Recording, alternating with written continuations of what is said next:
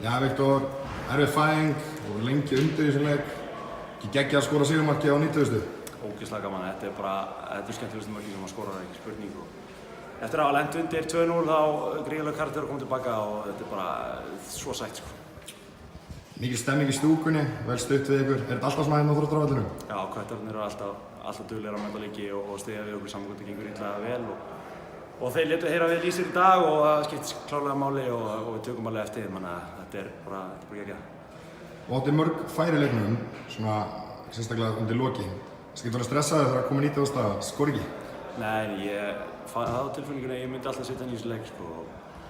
Og jú, það fór eitthvað í sóein sko, en maður klúrar alltaf einhverju færum, en það er bara alltaf haus og klára leikin. Hvað er sem bara framöndan á ykkur? Það kom þér í 3. sæti, ekki bara toppar þetta? Það er bara áfram gag. Það er ekkert spurning, við náttúrulega klárum bara hvern leik fyrir sig og hugsaum okkur og svo sjáum við bara hver stöndum í lok tímabils. Takk fyrir það, gangi vel. Takk fyrir leys.